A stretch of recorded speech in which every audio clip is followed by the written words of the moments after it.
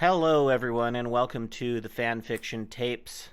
This is episode 16, Genre and World Building.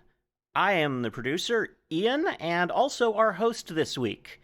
And our co host is. Hi, it's Dylan. Yes, I bet you thought it was just Maya, but no, this time it's me who's here. Yeah, we don't know where Maya is.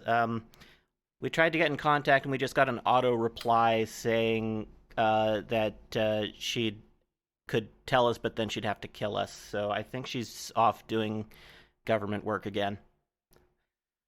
So we wanted to talk about how certain conventions of genre affect the way that you build world for your work. If you look at there are many things that stories have in common, and we've talked about that on the show already. Every story has a protagonist. Every story has an antagonist. Every story has a setting that it's in, and sometimes that setting can be just taken to be the real world. Um, this is often the case in dramatic works, or a lot of aspects of the horror genre are just real life, but scarier. Slasher movies often may involve some supernatural elements, but then there's things like the Saw franchise where it's just a unhinged person. Um, but then you have stories where things are less real. Um, Lord of the Rings has a completely alternate world built out. Star Wars has a completely alternate world built out. Um, so, how does genre impact how much world building that you have to do? Oh, that is a fine question. Uh, and obviously, like, we presented different examples here, and they're all sorts. And when you get down to it, it's really about. There's also a mixture of genres and what you can do with that. And obviously, they are better combinations that together than others. Like I don't know, like you get stuff like crime fantasy sometimes, which is interesting. You know, a classic one is what romance goes with nearly everything. We get interesting things like that, don't we? And but it's understanding the broad strokes of the genre, the tropes within that genre, what goes well with it, what is interesting, and I think that's what when we talk about genre, we look about the general feel, the ideas, the concepts. That's what we talk about because a lot of like when I go for like how I want to feel a story, one I'm currently writing is sort of young person, which is more a target audience, which is a little different from genre. But it's like a war based post uh fantasy. So it's like all the fantasy stuff happened in the past, and we're like past that. And that's a really difficult one to write, but I'm enjoying my experimentation with it. Uh, but yeah, that's how. And when you go into world building, then you have to think like, say now you want to go with. Give me an example, and give me, and I'll try to give you like a sort of world building rules for a genre. Let's start with something a little simple, one that doesn't involve a whole lot of extra changes. All right, so this is a pretty popular genre nowadays. CSI type stuff, detective. So, CSI detective. Yeah. Yeah. So what I think the best way to write those is you create the little world they interact with. When you think about stuff, sort of not just exclusively detective, but the stuff around it. I'm talking like Law and Order. precincts. So you make up like courts. You make up that's your world is like courthouses, uh, precincts, uh, like detective places. That's what you go for there. And crime scenes, obviously. Those are Mhm. the important stuff. And then you build out the world like various criminals, various, uh, bureaucrats or politicians, police forces, civil services, lawyers. Like, that's how you build that world. And Yeah, and that's the elements you focus in on.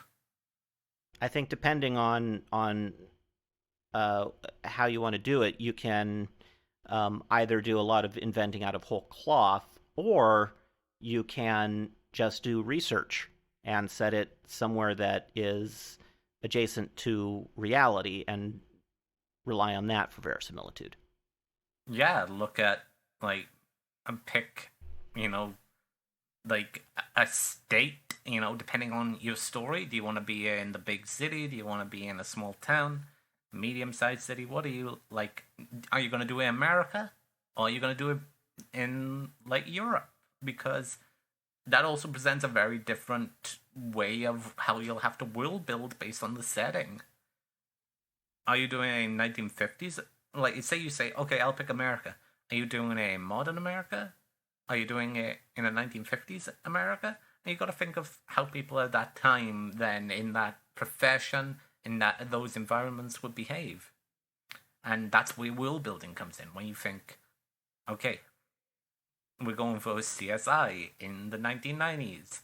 What were the 90s like? What were police in the 90s like? What were detectives in the 90s doing? How was law? What was different? And that's how you will build that sort of example. Is and it all comes down to a lot of research, isn't it? Like, you have to know or like look at things and also look at similar works. Like, if you were going into that, I mean, how long has Law and Order been on the TV? Watch 10 episodes of that, you probably get an idea Yeah. from whatever time period you want to refer to. On the subject of time periods, so I would expect that there would be a lot of overlap between the sort of people who would be interested in our podcast and the sort of people who follow overly sarcastic productions on YouTube.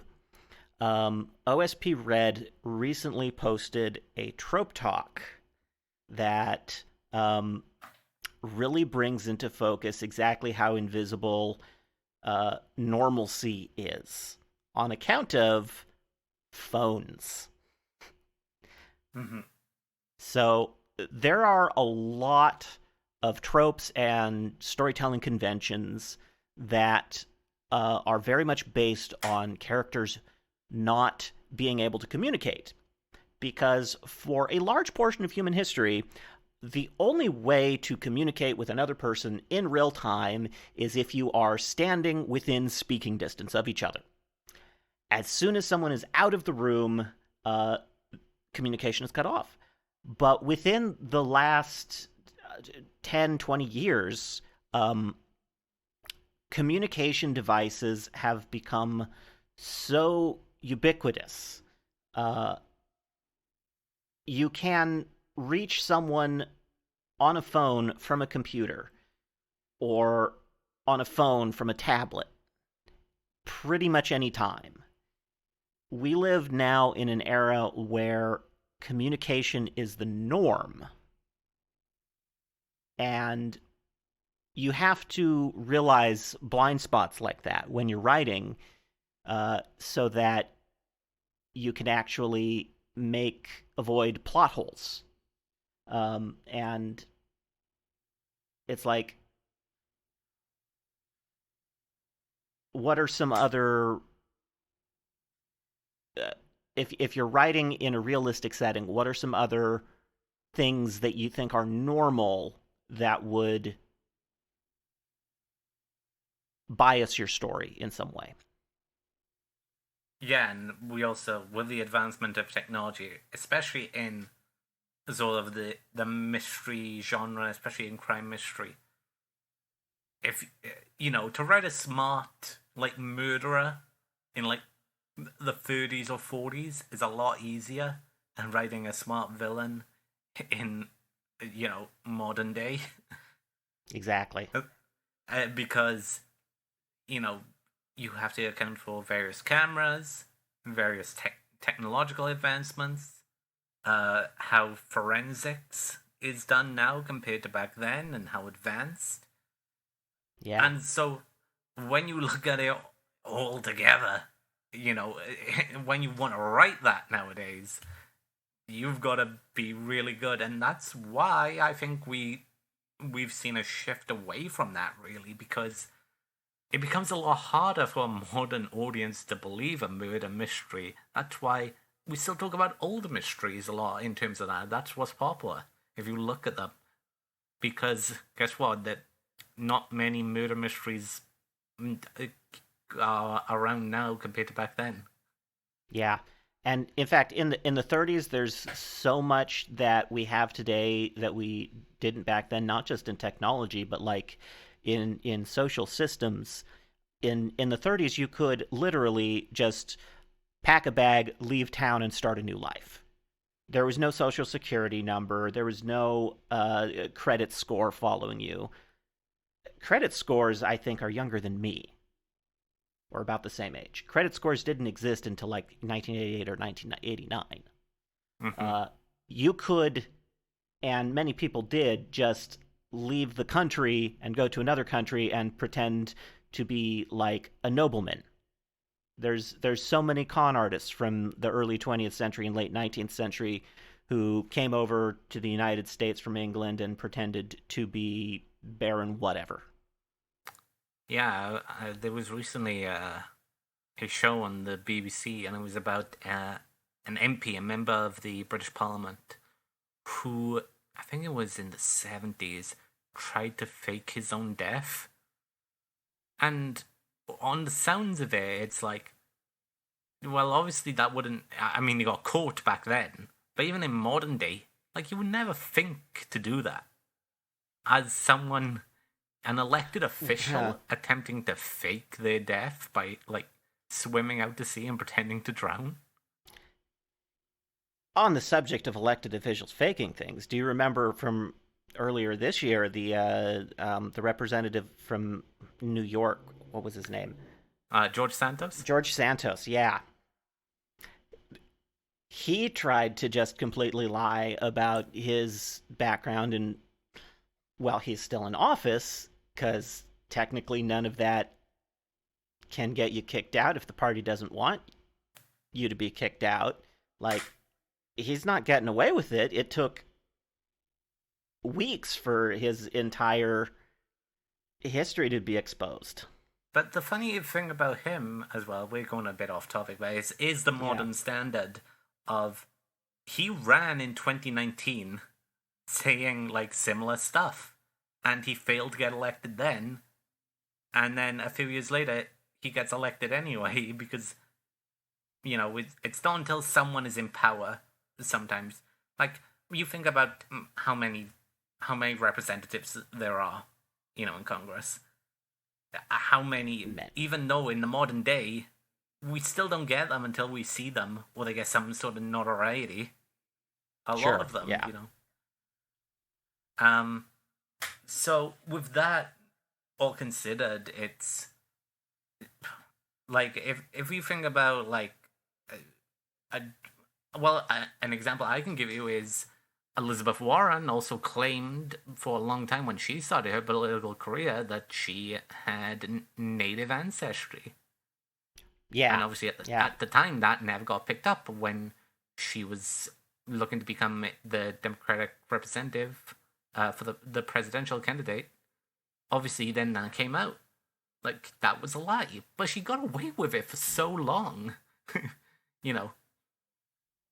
And that's something of the time, I guess. Or just like, as soon as you also got to think, as soon as something's in people's minds, or you are in people's minds, everything you say is said with such scrutiny because people are looking to take you down in a political sense. If you ever write a political story, or Yeah. anything with like political subtext, if you're gonna write something like The Boys, you know, you'll have to have that sort of mindset of anything a character says out loud or even just to anyone.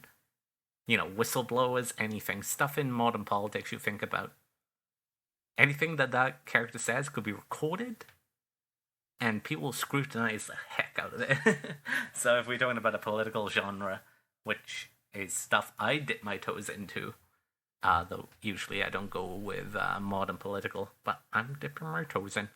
How about we talk about more certain genres? Have you got anything for me? And Okay, so we've been talking a bit here about genres that generally have a very high level of realism to them. Let's step a little more fantastical. Now I know that you're not, Dylan. You're not particularly familiar with urban fantasy, my urban but fantasy goes as far as like Stephen King's It. mhm. So this is where we start getting into genres that have realistic elements, but also have significant fantastical elements. Um, at the light end, you have supernatural slashers and horror films, like Stephen King's It, like The Shining, which is also technically another Stephen Yes. King, like Nightmare on Elm Street. Um, and then on the heavier end, you have things like the Dresden Files, which is set in Chicago, but the universe is one where, all myths are true to some extent and magic is real, but it's a side of the world that's hidden.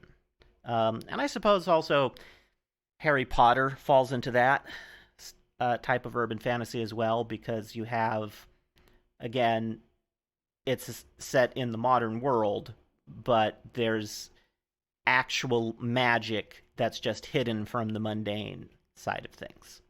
Mm-hmm. So, what sort of tropes and conventions of writing are typical for stories like that? Well, I think when we think about it, usually the protagonist, I feel like whenever we talk about this, is one of two characters.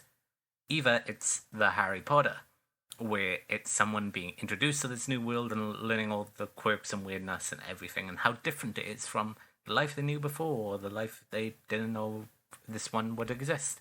The hero's Or journey you, type of protagonist. yeah, or you have sort of, you don't usually get it, but it's typically like an older person who's very experienced. It's usually from the one side, and at one point they might have been that character, but it's a bit more just treats it like a normalcy now. It's you know, And uh, that would be your Dresden. yeah. I mean, obviously, I have no experience those, but that's the sort of vibe I get. But those are the sort of characters you get. It's like they don't treat every encounter with someone as like a magical thing. It's their normal stuff now. The office worker who works at the newspaper place for the giant demon, and he doesn't have to go, oh, my boss is a giant demon. It's just like, my boss, he's a pain in the neck. He's not happy with the story I gave him, because that's it. That's urban fantasy. It's looking at mundane and going, okay, let's add some weird fantasy elements. And usually the fantasy elements slip through in more plot ways than the characters sometimes. Have you watched Dimension 20? I haven't ever sat down to watch one of their full sessions, but I've seen a lot of clips of Dimension 20. So, they got sort of a lot of they have like urban fantasy stuff. So I've watched the first two full seasons, which is Fantasy High, Mm-hmm. which is not, but it's more of a fantasy where it's a fantasy world, but it's in sort of a suburbia sort of thing, and there's people who go to high school and they're orcs and everything and dragons. It's like D&D but modernized, you know. I think Whereas my favorite bit from Fantasy High that I know about is the whole Baron from the Baronies bit. Mm-hmm. Don't recall that one. That might Uh, be a season 2 one. I don't remember. oh, okay. But my favorite bit is Gorgug trying to find his dad, in which Gorgug, the uh, half orc barbarian, thinks that many people are his dad, including at one point he considers that he might be his own dad. But uh, yeah, it happens. All right, so uh, the other one I wanted to talk about is their second series, sort of in Dimension 20, which is the Unsleeping City. Okay. It's based around New York and how there's another borough in New York. Uh, and it's one full of fantasy elements and how you have to be awakened to the Unsleeping City. And how essentially you have normal New York and you have the unsleeping New York, full of, D&D things like elementals, vampires, but it's all painted with the, New York thing. And, of course, since this is made by Brennan Lee Mulligan, what is the bad guy, Ian? Uh, Capitalism. Yeah, it is capitalism. It's a corrupt sort of stockbroker with a conglomerate who turns heaven and hell and the Fae all against each other and use it. And it's so inventive at how, and I think Brennan is from New York or spent a lot of time there, and clearly he loves to describe it and everything. And that's sort of like when you talk about the urban fantasy, that's what I think about. It's, a bunch of people and they get pulled into this world that they might not have known about or know. And there's various characters, and some of the players are like people who know this stuff and have been involved in it their entire lives, nearly. And then other people who are just coming into it new. So you get all those perspectives. And I think The Unsleeping City is definitely one of my favorite examples of how to do urban fantasy. Okay, neat. Ian, just note, I found a portal during our little break, Mm-hmm. and I pulled a Maya out of it. Oh, hi, Maya. You're back from. Something like that, yes. Ian, that's classified. Shit. Okay, we'll have to bleep that. So, Maya, you're just in time to talk about how genre conventions affect urban fantasy works. I thought you might want to talk about Dresden Files here. Yeah, that is absolutely something that I would want to talk about here. Almost as if this entire episode was designed to do that.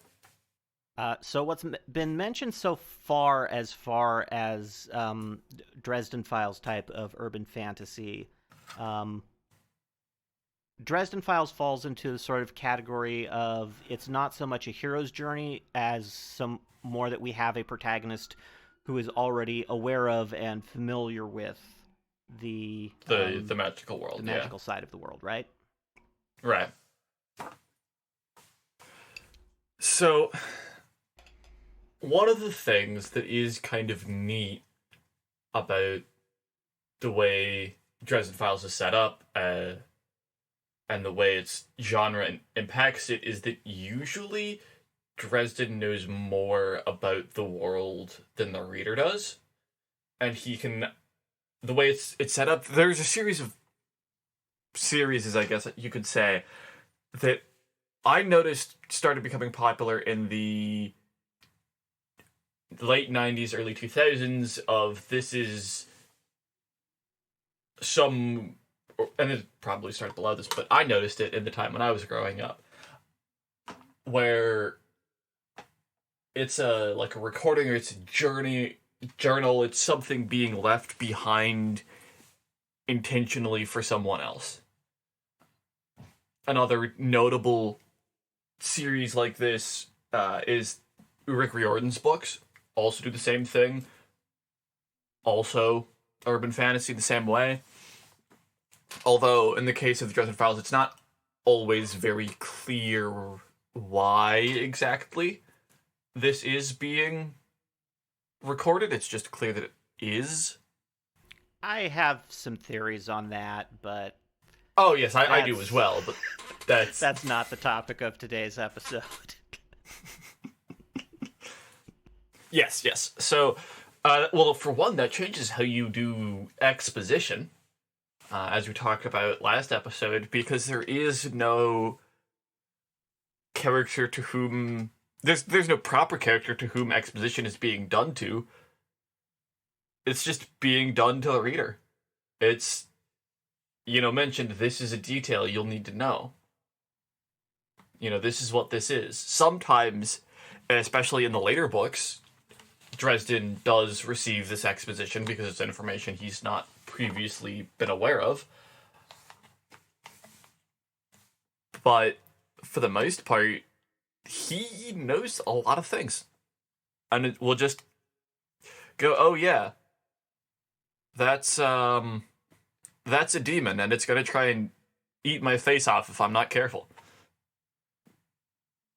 Or he'll talk about the vampire courts, for example. That's one of the big one where he will explain about them and talk about the differences and why they don't like it. I will say the vampire courts. Sidetracking onto a slightly different tack here. So one of the things about the urban fantasy genre as a whole, as it relates to world building, is that it has this mix of you can create your own rules about the world for the fantasy part, but there's also the urban part typically is that it's set. There's a side of it that's set in the real world. So there's this mix of making things up and doing your research. And in the case of Dresden Files, since it often runs on all myths are true, and there's this aspect of... There's usually a lot of research both ways. Yeah. There's a lot of folklore that goes into the fantasy side of it, but then that also gives an opportunity for playing with the folklore a bit. And the fact that there are multiple different types of vampires is a nice twist on that. Yes. There are, I think, at least 5 mentioned, although there's really... So, in the Dresden Files, there's 3 main types of vampires. Black Court, Red Court, and White Court. Yeah. And there are mentioned other types, but they're implied to be very rare and not commonly seen in suburban Chicago. I remember there's mention of the Jade Court, which is regional to, Southeast Asia. Yes.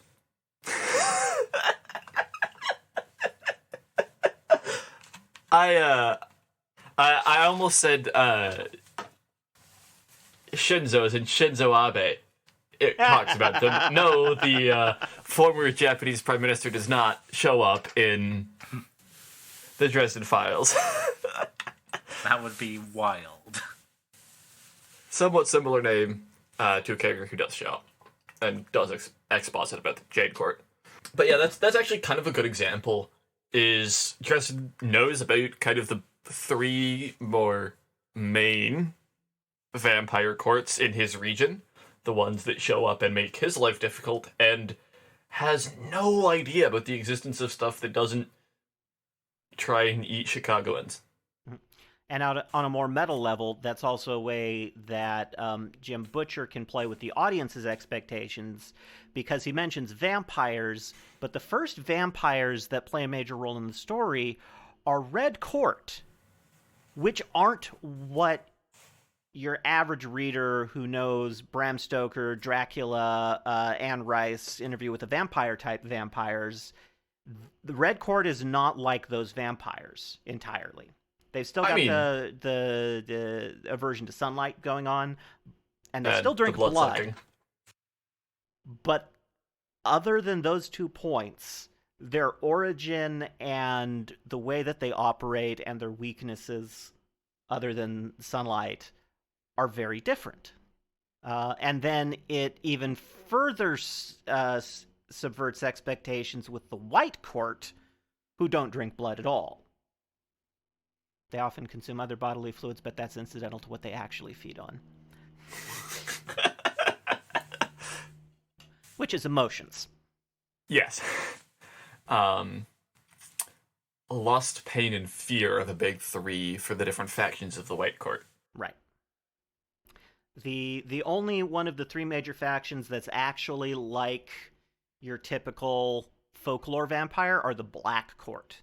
They're the only ones who are actually undead monsters who feed on others, feed on blood, and raise their victims. And they're also the ones that have the typical weaknesses of sunlight and silver and garlic and all that. And further playing with expectations, in the lore of the Dresden universe, Bram Stoker's Dracula is deliberate wizard propaganda so that everybody knows how to kill Black Court vampires.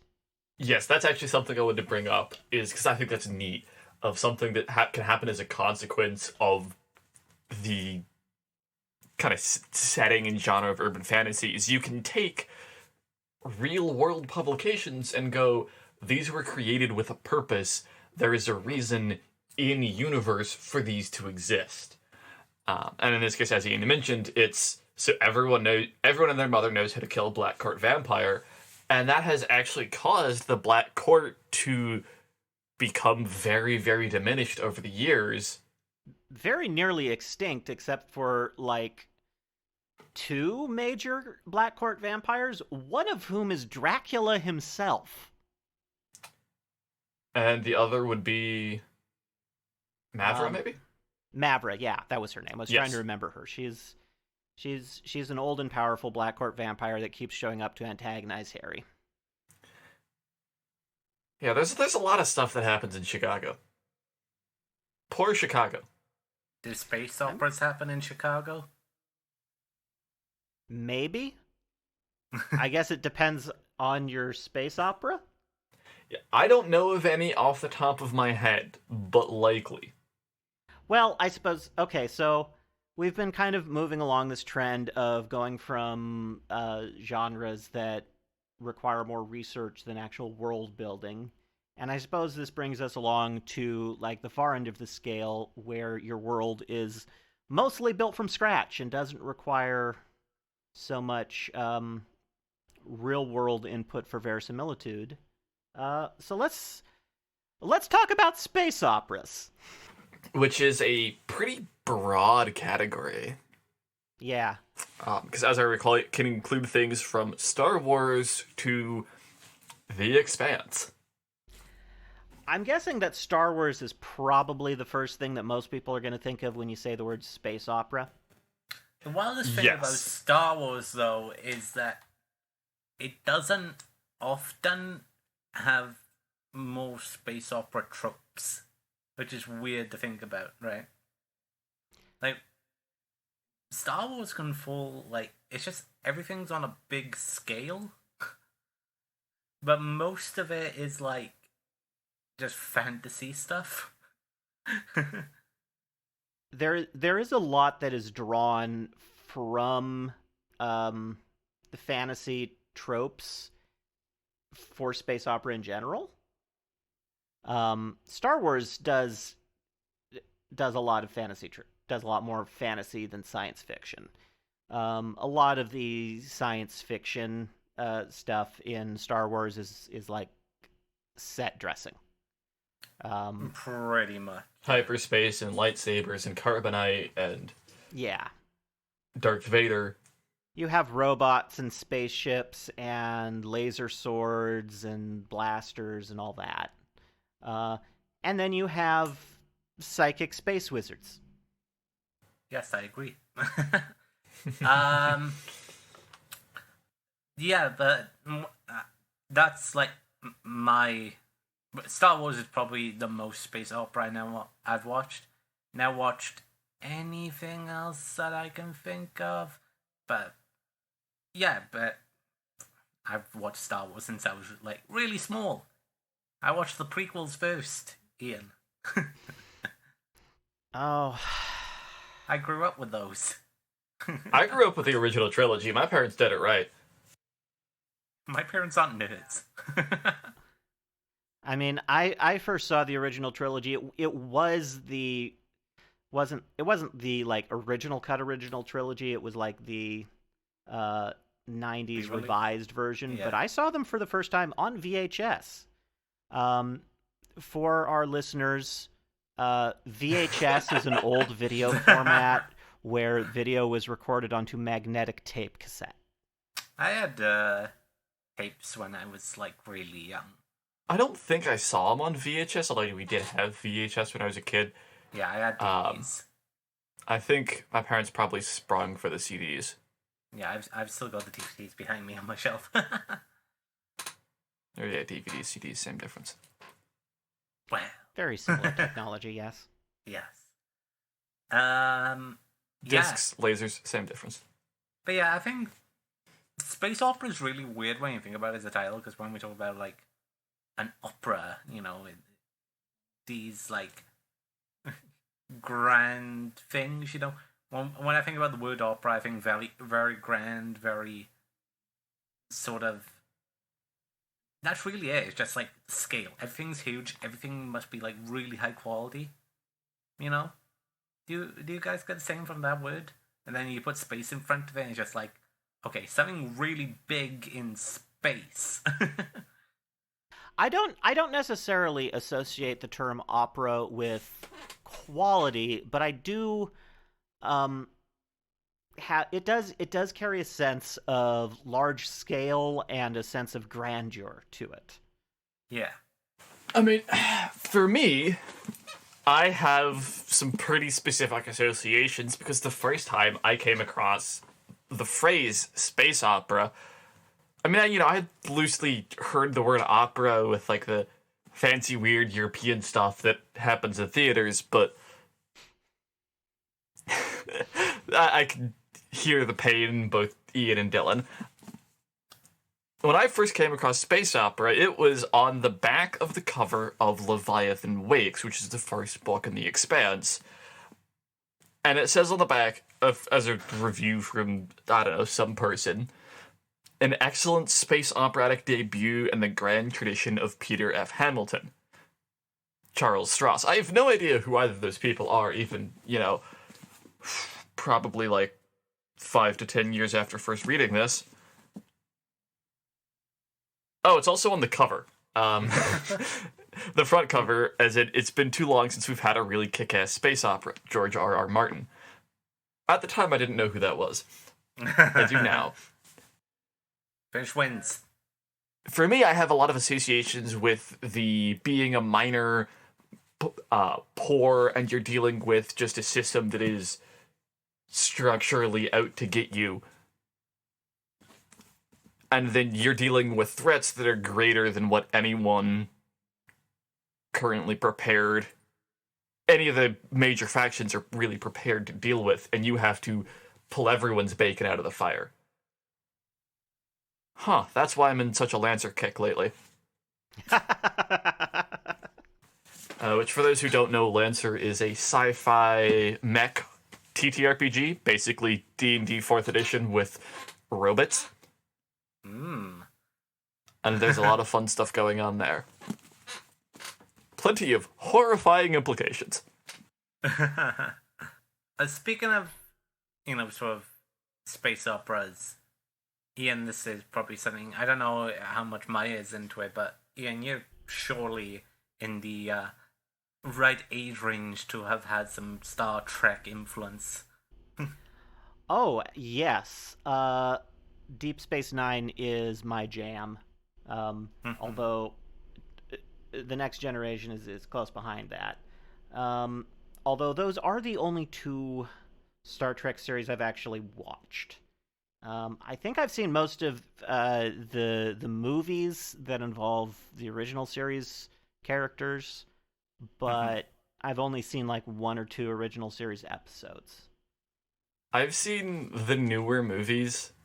I've actually not seen much Star Trek, despite my parents being pretty big Star Trek nerds. I've only ever seen Twitter clips and like YouTube clips, so Oh, yeah. Okay. more than I am you. not I am not an authority to speak on it, but it is like I don't know, maybe it's like a European thing because obviously I don't know how much Star Trek influence is in people over here compared to America, since well that was it was you only had four stations back in the day and one of them was showing Star Trek. I don't think we got Star Trek shown over here until later on. Because we had Doctor Who instead. We consider that a space opera? It's not much Um, space. There's I some don't space. know that it would necessarily be a space opera. Uh, it has some of the elements of space opera, but I, d- it doesn't have much space, as Dylan said. It's a sci-fi show. it is a sci-fi show, and there's a lot And there's yeah. a lot of travel to other worlds and other places, and a lot of you know exotic aliens and other exotic creatures. Um, there's not Yes. really a single overarching villain to this story of Doctor Who. There's a lot of recurring villains. Yeah, you Um, get like Yeah, there's not. yeah. Um, it's not a big single quest. yeah, I haven't really kept up with Modern Who since I think the 14th Doctor. I think that's what they're on right now. More recent Oh, than me. Last time I actually watched Doctor Who, I was like 9. not the Scottish Doctor, the one before him. Matt Smith. Matt Smith, yes. He Which one was was he? 11. Oh, he was 11? Oh, Yeah. boy. Math Uh, is hard. 12 was Peter Capaldi. 13 was Jodie Whittaker. 14 is David Tennant again. Oh, 15 is gonna be the new guy though. There's a okay. weird storyline they're about to do. I don't know. I don't think any of us know because neither Ian or I really watch it, evidently. Well, yeah, the quality went downhill with 13. None of her fault. Bad show direction. But anyway, let's get out of space. Ian, take me to Boo. where I lie in the sun and can express all my thoughts. The you know, the place where I feel most comfortable in the next genre. I don't know where that would be. It says right there. Oh, romance? Hmm. Yeah, baby. Now we're completely out of my wheelhouse. Yeah, there's about one romance book I've read, and two more I've been telling myself I'm going to read that will happen eventually, but still haven't even bought. Okay, there are actually a couple of romance novels I've read and liked, but that's because they're T. Kingfisher novels. So there's other things there that I like about them. There's other reasons you bought those books. Um, Same here for me, pretty much. Riley Quinn's The Fool, the Lover, the Devil is probably the only proper romance book I've read. Um, Aside from maybe The Strange Case of the Alchemist's Daughter, but I was hoping for other things to happen. Nah, not really. And I was hoping for other things to happen in that book, anyways. Uh, the Fool, the Lover, the Devil is probably the only one I actually read going in fully aware there was romance inside. Well, you'll be lucky to know the past week I've been watching free romance anime. Weeb. Well, yeah, I'm actually not that much of a weeb, but I love romance, and anime has a lot of it. And I also just find typically they're better written than, what am I gonna watch? How I Met Your Mother? What? You tell me, Maya. What am I meant to watch from the West? I don't watch shows. So yeah, obviously, luckily for me, Kaguya-sama Love is War had their movie come out on Crunchyroll. The First Kiss Never Ends, and that was very fantastic. As I speak about Kaguya-sama all the time, it's a romantic comedy about the daughter of a huge conglomerate and this guy who works really hard to be top of all his studies and be the best student in school. They're both on the student council. He's the president, she's the vice president. They both like each other. Neither of them want to be the first one to confess. Love is war. And it's all the situations just leading up to these two characters eventually confessing to each other. And it's great. You get two very prideful individuals who want to make the other one confess first. The others that I've been watching, I watch Tomo-chan is a Girl, which is a story about a very masculine high schooler, and she confesses her feelings to her best friend. Unfortunately, due to some confusion in their early life together as kids, he didn't recognize her as a girl for a long time, and the story is about coming to grips with that. And obviously, it leads to so many comedic moments, different characters, and about what sort of masculinity, femininity, relationships between, a masculine male and female, or a masculine and male and a feminine female. Even we have an example of in the story of a more feminine male and feminine female being together. It's very interesting. We talk about gender roles and how that involves with romance and everything. And, also once again, pride getting in the way of stuff. And made up rules in one's heads that affect romance. And the other one, which I have not finished, unlike the other two where I'm fully caught up, read all of Kaguya manga, and watched all of Tomo-chan. My youth romantic comedy is wrong, as I expected. I just finished season 1, and it's two pessimistic loners, and just their story. And the main character is so pessimistic and wanting to be a loner. It's painful. And I look at it and I go, oh no, he's like me for real, for real. But, it's a very good show. I hate watching it because, oh my god, me for real, for real. I'm just like, oh god, this is hitting too close. But that's why, I love romance because, I get these characters like me, and obviously I didn't have those sort of experiences, but it shows, it is wish fulfillment for me somewhat, and also just, they're very well written, and I enjoy them a lot. What about you guys? You guys... And, I imagine it's more fan fiction for you two in terms of that. Yeah, fan fiction. Around when I realized I was trans, I went out and got a lot of lesbian literature that I still haven't finished all of. Oops. But most of what I did actually finish, the romance was not often the point. It was just kind of something that happened. Or it didn't happen sometimes. So... Thank you, Tamsin. We were very cool. You got baited. You've given me brainworms. Well, yeah, obviously, romance is one of the biggest subplots, subgenres, even. You find that romance is used in nearly everything to some level. Of course, it's never as dedicated or explored in everything, but it's always there, unlike most genres. You are it's hard to find it's hard to find a work that doesn't have any element at all. You can find them.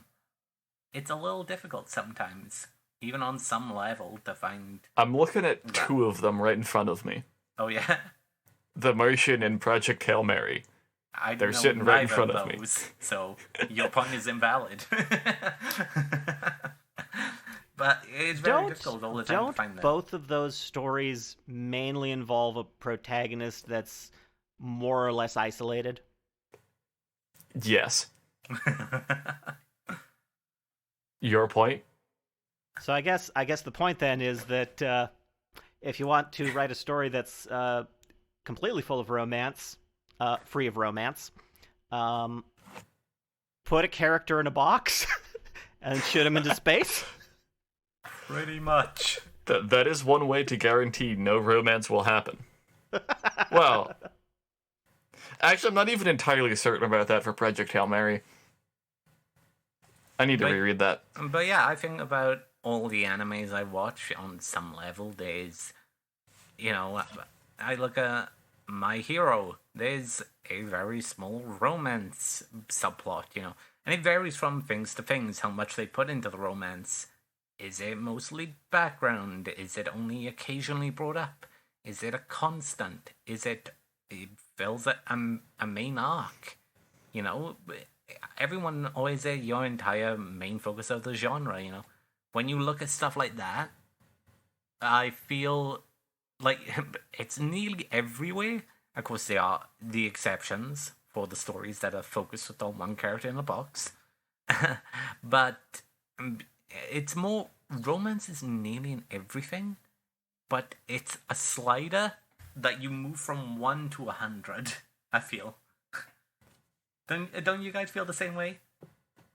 We think about any fantasy epic, it's like, oh yeah, there is a little bit of romance in there. Of course, it's on like 5%, but it's still there. I imagine it'd be nice to have more stuff where it's not really a big thing because of how overwhelmingly het and poorly written a lot of it is. I mean, sure, it is the most written genre, I believe.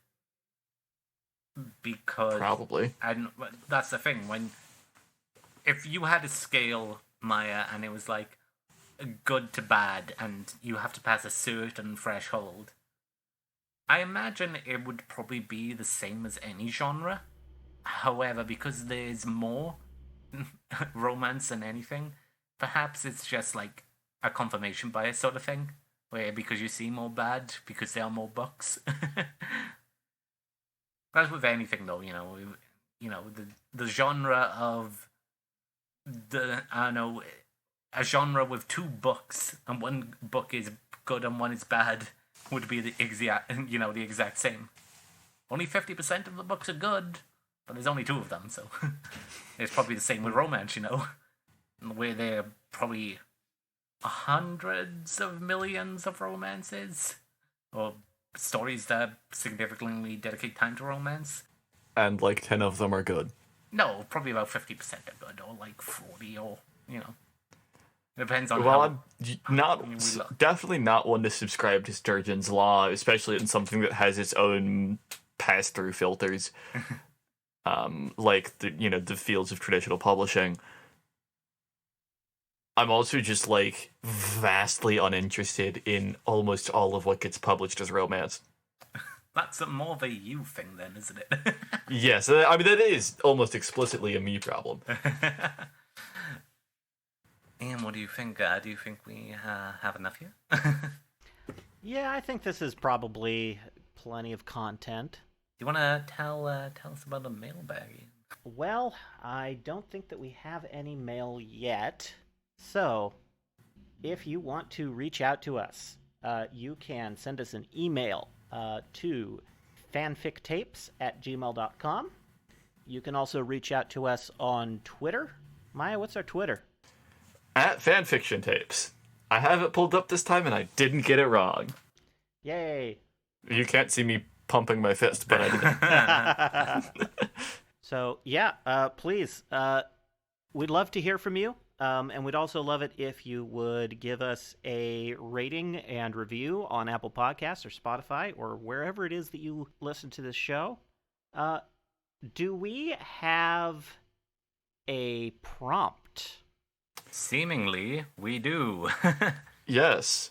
I wrote one just before missing the first half of the episode. That's those dolphins, man. Anyway, the prompt for this week, for those of you interested in writing our little prompt, is write a short story in one of these three genres that we talked about today: urban fantasy, space opera, and romance, with all and how that affects your world building. So I think we've hit our word count for today. I have been Ian, our producer, and today our main host.